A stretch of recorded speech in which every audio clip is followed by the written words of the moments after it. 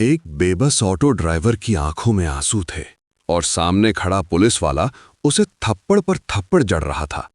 उसे अंदाजा भी नहीं था कि ऑटो के पीछे जो साधारण सी लड़की बैठी है वो एक इशारे पर उसकी वर्दी उतरवा सकती है। देखिए कैसे कलेक्टर अदिति ने सिखाया इंस्पेक्टर को असली सबक।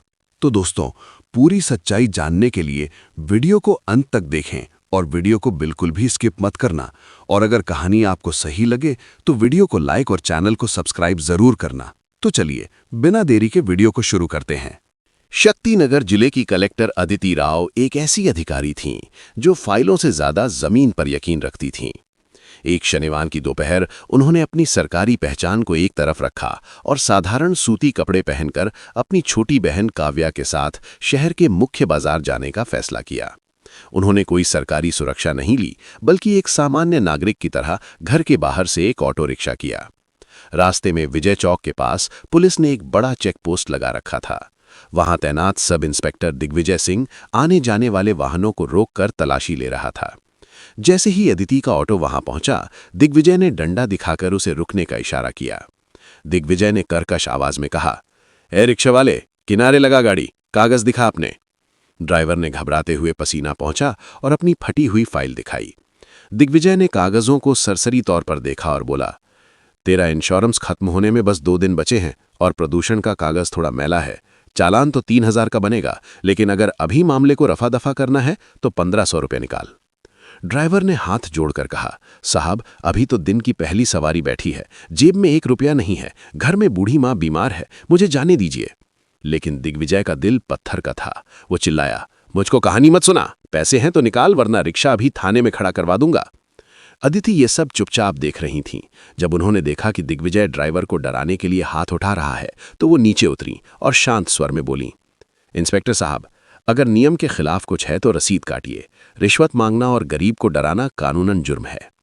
दिग्विजय ने अदिति को सिर से पांव तक देखा और मजाक उड़ाते हुए बोला, बड़ी आई कानून की देवी, तू कौन है बे? ज्यादा बोलेगी तो तुझे और तेरी बहन को भी सरकारी मेहमान बनाकर हवालात ले जाऊंगा, समझी?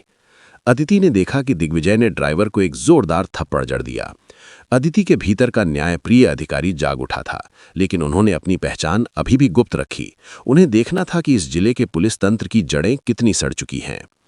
अगली सुबह अदिति ने एक साधारण सलवार सूट पहना और चेहरे पर एक आम लड़की जैसा भाव लेकर सीधे आदर्श नगर थाना पहुंच गई। वहां का नजारा बेहद शर्मनाक था। थाना प्रभारी एसएचओ गजराज सिंह अपनी वर्दी के बटन खोले मेज पर बैठा हुआ मोबाइल देख रहा था। उसके पास चाय का कप रखा था और वो सिगरेट का धुआं उड़ा रहा था। अदिति ने मेज के पास जाकर कहा, साहब मुझे एक शिकायत दर्ज करानी है। कल एक पुलिस वाले ने एक गरीब ड्राइवर को पीटा और मुझसे भी बदतमीजी की। गजराज ने बिना नजरें ऊपर किए कहा, शिकायत लिखवानी है? ठीक है, 5000 रुपये मेज पर रख दे, रिपोर्ट अपने आप लिख जाएगी। यहां मुफ्त में तो पंखा भी नहीं चलता। अदिति ने दृढ़ता से पूछा, क्या न्याय के लिए भी पैसे देने पड़ते हैं? ये सरकार का आदेश तो नहीं है? ये सुनते ही गजराज झल्ला उठा। उसने मेज पर हाथ पटका और चिल्लाया, ए लड़की, तू मुझे सिखाएगी कि सरकार क्या चाहती है? तेरी हैसियत क्या है? यहाँ बड़े बड़े मंत्री मेरे सामने हाथ जोड़कर बैठते हैं और तू भिखारी की तरह यहाँ बहस कर रही है। निकल यहाँ से, वरना तुझे ऐसे केस में फंसाऊंगा कि पूरी उम्र चक्की पीसेगी।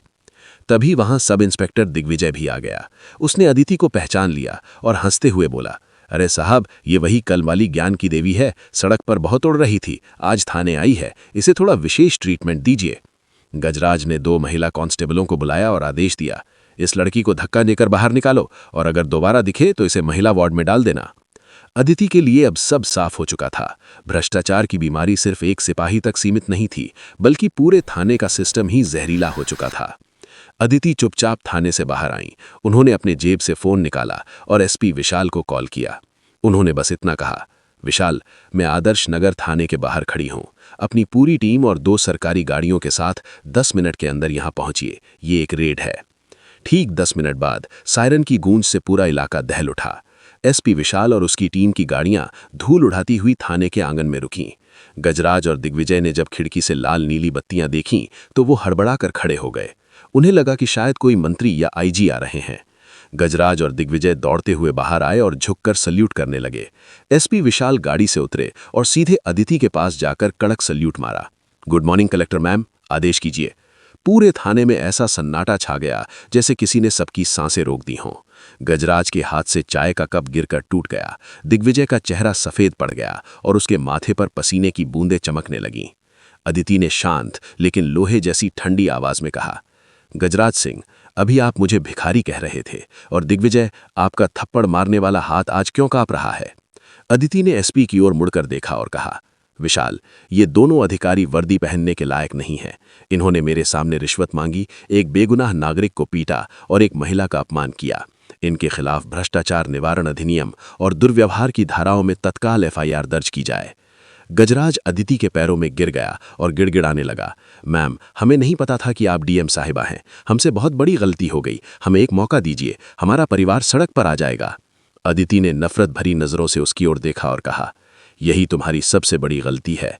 तुम्हें डर कानून का नहीं, पद का है। अगर आज मैं डीएम न होकर एक साधारण लड़की होती तो क्या तुम मेरा सम्मान करते? क्या उस ऑटो वाले का परिवार सड़क पर नहीं आता जब तुमने उससे पैसे मांगे? कानून सबके लिए बराबर है और जो रक्षक भक्षक बन जाए उसकी जगह सिर्फ जेल है। एसपी ने इशारा किया और पुलिस के जवानों ने गजराज और दिग्विजय की वर्दी से उनके बैज और बेल्ट उतार दिए। ये किसी भी पुलिसकर्मी के लिए सबसे बड़ा अपमान था। उनके हाथों में हथकड़ियां पहनाई गईं और उन्हें उसी हवालात में धकेल दिया गया जहां वो लोगों को डराया करते थे। अदिति ने पूरे थाने के स्टाफ को इकट्ठा किया और एक कड़ा संदेश दिया, आज से इस जिले में कोई भी आम आदमी जब थाने आएगा तो उसे डराया नहीं जाएगा। अगर दोबारा किसी ने रिश्वत की मांग की या जनता पर हाथ उठाया तो उसका अंजाम गजराज और दिग्विजय से भी बुरा होगा। वर्दी का मतलब गर्व है, गुंडागर्दी नहीं। अगले दिन के समाचार पत्रों में खबर सुर्खियों में थी। शहर की जनता खुश थी। वो ऑटो वाला जिसे दिग्विजय ने पीटा था, अपनी आंखों में खुशी के आंसू लेकर कलेक्टर ऑफिस पहुंचा। अदिति ने उसे गले बेशक नहीं लगाया, लेकिन उसे ये भरोसा दिलाया कि अब इस शहर की सड़कों पर उसे किसी से भी डरने की जरूरत नहीं है। अदिति राव ने साबित कर दिया था कि एक सच्चा अधिकारी वही है जो अपनी कुर्सी पर बैठकर नहीं बल्कि जनता के बीच जाकर उनके दुख को महसूस करे। शक्तिनगर अब सचमुच शक्तिनगर बन चुका था। दोस्तों, कैसी लगी आपको ये कहानी? अगर अच्छी लगी हो तो वीडियो को एक लाइक करके चैनल को सब्सक्राइब जरूर कर दें और कमेंट में अपना राय जरूर दें कि इस कहानी के बारे में आप क्या कहना चाहते हैं। तो दोस्तों, चलिए मिलते हैं एक और नई कहानी के साथ। तब तक के लिए धन्यवाद।